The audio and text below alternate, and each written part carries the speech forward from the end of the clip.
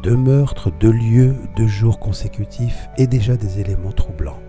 Le 24 avril 2025, à Nantes, dans le lycée privé catholique Notre-Dame de Toute-Aide, un élève de 16 ans poignarde à mort une lycéenne de 15 ans. Il lui inflige 57 coups de couteau. 3 autres élèves sont blessés.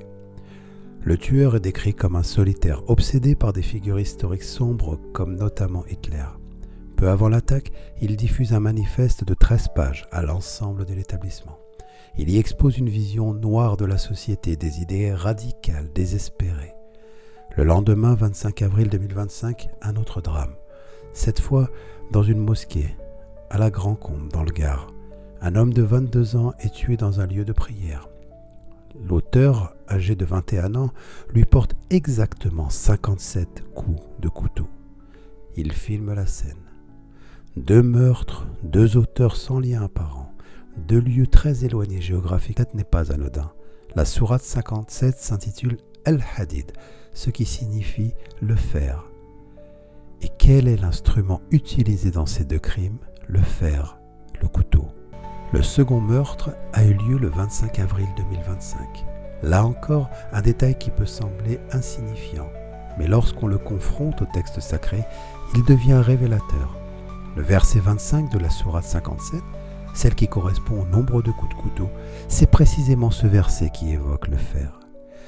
Nous avons certes envoyé nos messagers avec des preuves claires et fait descendre avec eux le livre et la balance, afin que les gens établissent la justice, et nous avons fait descendre le fer, dans lequel il y a une force redoutable. Ce verset parle de la révélation de justice et du fer comme outil d'épreuve. 2 victimes, 57 coups de couteau chacun, ce qui nous donne un total de 114 coups. Et là encore, ce nombre n'est pas anodin. Dans le Coran, il y a 114 sourates. Et ce n'est pas tout. Dans un autre texte sacré, souvent ignoré, mais que certains, comme moi, considèrent comme l'un des plus authentiques, l'Évangile selon Thomas, découvert à Nagamadi, on retrouve également 114 logas, 114 paroles attribuées à Jésus. Ici, ce qu'il faut noter, c'est que le nombre 114 relie 2 traditions, l'islam avec ses 114 sourates et le christianisme primitif avec ses 114 paroles de Jésus. Or, les 2 lieux visés sont eux aussi les symboles de ces 2 spiritualités, une école catholique, une mosquée. Encore une fois, une symétrie troublante. 2 fois 57, 2 traditions, 2 lieux de foi et un nombre total, 114, qui semble vouloir attirer notre attention. Un signe ou une synchronicité sacrée destinée à réveiller les consciences. Il est aussi à noter que dans le Coran, le mot Injil, l'évangile, n'est mentionné que 12 fois. Ce chiffre n'est pas anodin. Il évoque dans la tradition biblique et évangélique une forme de plénitude prophétique, comme les 12 tribus ou les 12 apôtres, piliers d'une communauté guidée. Ce qui frappe, c'est que la 12e et dernière mention de l'Injil se trouve dans la sourate 57, au verset 27. Dans ce passage, Dieu rappelle qu'il a envoyé Jésus, fils de Marie, et lui a donné l'Évangile, livre de guidance et de miséricorde. Il y est aussi question de ceux qui l'ont suivi avec sincérité et de ceux qui ont dévié. Cette conclusion nichée dans la sourate du fer n'est pas un simple rappel historique. Elle agit comme une clôture symbolique du cycle évangélique dans le texte coranique. La sourate 57, riche en références aux signes, à l'épreuve, au temps et au jugement, devient alors un point de convergence entre le nombre, la révélation et le sens. Le chiffre 12 clôt ici une série, mais c'est peut-être pour mieux inviter à observer les signes qui suivent dans le monde réel. Là où le fer tombe, là où la vérité tranche, là où les livres dialoguent sans bruit. Le premier meurtre s'est produit le 24 avril, une date qu'on n'aurait même pas aidé de relever. Et pourtant, là aussi, il y a un symbole discret mais puissant. Le nombre 24 évoque les 24 heures d'une journée. C'est la complétude d'un cycle temporel. Le moment où tout est accompli avant qu'un nouveau jour commence. Ceci étant dit, revenons à un détail du premier crime, à Nantes. Le tueur, âgé de 16 ans, avait envoyé un manifeste de 13 pages à l'ensemble de l'établissement. Additionnons ces deux nombres. 16, l'âge, plus 13, nombre de pages, égale 29. Regardons maintenant un autre élément. Le second crime a eu lieu le 25 avril, soit 25 plus 4 égale 29. Et là encore, ce nombre 29 nous ramène à la sourate 57, car cette sourate, Al-Hadid, contient exactement 29 versets. Dans les deux crimes, nous avons une convergence vers le nombre 29, qui est aussi le nombre de versets de la sourate qui parle du fer. Encore une fois, des éléments éloignés en apparence, mais reliés par des liens numériques précis, comme si une structure invisible liait les faits entre eux. Et si les lieux eux-mêmes portaient un message chiffré? Le code postal de Nantes est 44 300. Si on le segmente, 44, département de la Loire-Atlantique, 30, département du Gard. Ce sont précisément les deux départements où les meurtres ont eu lieu. Là, vous allez dire, il trouve ce qu'il a envie de voir. Ok, prenons maintenant les âges des protagonistes. À Nantes, victime 15 ans, tueur 16 ans. 15 plus 16 égale 31. Le crime suivant a eu lieu dans le département 30 le lendemain, un jour après, plus un jour. 31 égale 30, le Gard, plus un jour le lendemain. Faisons exactement la même chose avec le second crime. Dans le Gard, la victime avait 22 ans, le tueur 21 ans. 22 plus 21 égale 43. Le crime précédent a eu lieu dans le département 44, la veille moins un jour. 43 égale 44. Nantes, moins un jour, la veille. Encore une fois une correspondance croisée, les nombres se répondent. Et même les âges des victimes, multipliés par 2, renvoient au département. La victime de Nantes, 15 fois 2 égale 30. C'est le Gard, le crime du lendemain. La victime du Gard, 22 fois 2 égale 44. C'est la Loire-Atlantique, Nantes, le crime de la veille. Un tissage chiffré, précis, presque géométrique. Un entrelacement, un miroir, un message. Les signes. En arabe, le mot signe se dit aya, au pluriel ayat. Ces signes, Dieu les place dans le monde, mais aussi dans sa parole. Et dans la sourate 57, celle qui nous accompagne depuis le début, le mot ayat apparaît 3 fois. Et ces 3 occurrences forment une progression, un ordre logique, presque pédagogique. Verset 19. Il fait descendre sur son serviteur des signes clairs. Les signes sont envoyés, ils viennent du ciel, ils ne sont pas inventés par les hommes, ils sont offerts comme preuve, comme lumière. Verset 17. Nous vous avons certes exposé les signes afin que vous raisonniez.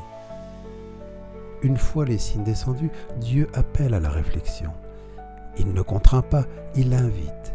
Les signes sont là pour que nous pensions, pour que nous comprenions. Verset 19. Quant à ceux qui ont mécru et traité de mensonges nos signes, ceux-là sont les gens de l'enfer. Il ne s'agit pas simplement d'un rejet passif. Ce verset parle du refus volontaire, du démenti, de ceux qui voient les signes, mais préfèrent les nier. Et ce rejet, s'il est volontaire, entraîne des conséquences spirituelles majeures. Mais attention, ce n'est pas le signe rejeté en lui-même qui mène à la perdition. C'est le fait que rejeter le signe, c'est rejeter l'occasion de revenir, d'écouter, de changer. Cette triple séquence, descente, appel, rejet, résume parfaitement la logique divine des signes. Et elle s'inscrit dans cette sourate précise, celle-là même dont le numéro est revenu dans le nombre de coups, dans la symbolique du fer, dans les versets que nous lisons aujourd'hui. Ce n'est pas un simple alignement, c'est une structure spirituelle, un rappel, une pédagogie, une invitation à ne pas passer à côté. Le message. Si Dieu nous envoie des signes, ce n'est pas pour faire joli, ce n'est pas pour surprendre, ni pour nourrir des fantasmes. Les signes, comme le dit la sourate 57, sont là pour que nous raisonnions, pour que nous corrigions notre trajectoire. Pour comprendre le message qui se cache derrière ces événements, prenons le Coran et l'Évangile selon Thomas. Et là encore, c'est le Logion 57 qui nous intéresse. Le royaume du Père est comme un homme qui avait une bonne semence. Son ennemi vint de nuit. Il sema de l'ivraie parmi la bonne semence. L'homme ne les laissa pas arracher l'ivraie. Il leur dit, de peur qu'en allant arracher l'ivraie, vous n'arrachiez le blé avec elle. Car au jour de la moisson, l'ivraie apparaîtra, et on l'arrachera, on la brûlera. Ce passage est profondément symbolique. Il parle d'un monde où le bien et le mal coexistent, où Dieu laisse le faux pousser avec le vrai, non par indifférence, mais parce que le moment du tri n'est pas encore venu. Et ce tri viendra au jour de la moisson. Ce logion est une parabole du discernement différé. Approchons-nous du jour de la moisson. La sourate 57, elle, est une descente du discernement tranchant. Les signes tombent, la vérité se manifeste. Les deux textes, l'un venant du Coran, l'autre d'un évangile apocryphe, décrivent la même structure spirituelle.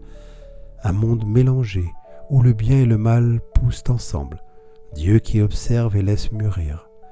Un temps qui vient, appelé moisson ou fin de cycle. Et enfin, un jugement concret, visible, irrévocable. Le message coranique. Pour lire le message coranique derrière ces événements, nous allons isoler certains versets clés de la sourate 57 liés au nombre que nous avons vu précédemment. Verset 15. Aujourd'hui donc, on n'acceptera de rançon ni de vous, ni de ceux qui ont mécru. Votre asile est le feu. C'est lui qui est votre compagnon inséparable. Et quelle mauvaise destination! Le mot aujourd'hui, al-yawm, désigne ici un seuil. Peut-être même la dernière heure d'un cycle, un point de non-retour. Verset 16. Le moment n'est-il pas venu pour ceux qui ont cru que leur cœur s'humilie à l'évocation de Dieu et devant ce qui est descendu de la vérité, et de ne point être pareils à ceux qui ont reçu le livre avant eux. Ceux-ci trouvèrent le temps assez long, et leurs cœurs s'endurcirent, et beaucoup d'entre eux sont pervers. Un appel urgent à revenir, à ne pas devenir comme ceux qui ont reçu le livre, mais ont laissé leur cœur s'endurcir. Verset 21. Hâtez-vous vers un pardon de votre Seigneur, ainsi qu'un paradis aussi large que le ciel et la terre, préparé pour ceux qui ont cru en Dieu et en ses messagers. Telle est la grâce de Dieu qu'il a donnée à qui il veut. Et Dieu est le détenteur de l'énorme grâce. Voilà le sens du signe.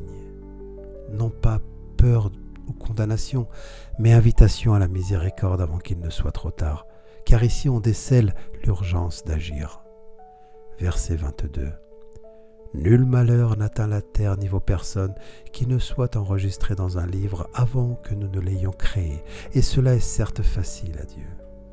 C'est le verset d'ouverture de cette vidéo. Il revient ici comme point central. Les signes peuvent surgir dans la tragédie si nous savons les lire. Verset 24. Ceux qui sont avares ordonnent aux gens l'avarice, et quiconque se détourne. Le verset finit ainsi. Dieu se suffit alors à lui-même, et il est digne de louange.